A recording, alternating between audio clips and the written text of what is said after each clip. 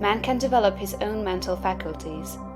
Man has an inherent power by which he may grow in whatsoever direction he pleases, and there does not appear to be any limit to the possibilities of his growth. No man has yet become so great in any faculty but that it is possible for someone else to become greater. The possibility is in the original substance from which man is made. Genius is omniscience flowing into man. Genius is more than talent. Talent may merely be one faculty developed out of proportion to other faculties, but genius is the union of man and God in the acts of the soul. Great men are always greater than their deeds. They are in connection with a reserve of the power that is without limit. We do not know where the boundary of the mental powers of man is. We do not even know that there is a boundary. The power of conscious growth is not given to the lower animals.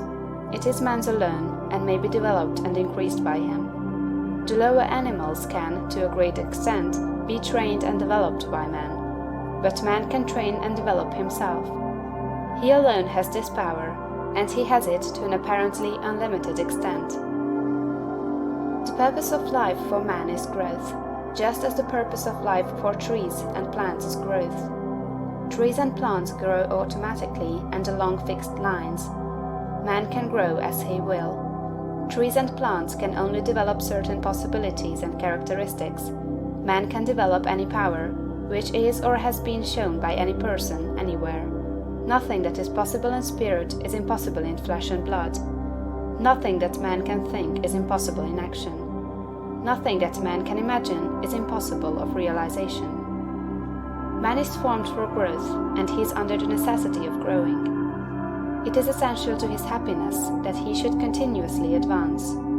Life without progress becomes unendurable, and the person who ceases from growth must either become imbecile or insane.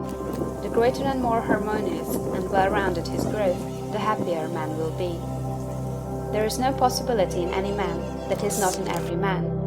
But if they proceed naturally, not two men will grow into the same thing or be alike. Every man comes into the world with a predisposition to grow along certain lines, and growth is easier for him along those lines than in any other way. This is a wise provision, for it gives endless variety. It is as if a gardener should throw all his bulbs into one basket. To the superficial observer, they would look alike, but growth reveals the tremendous difference.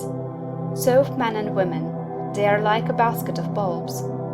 One may be a rose and add brightness and color to some dark corner of the world.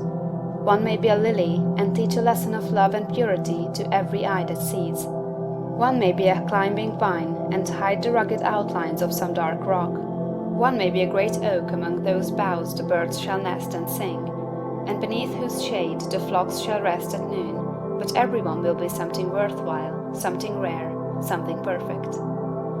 There are undreamed of possibilities in the common lives all around us in a large sense.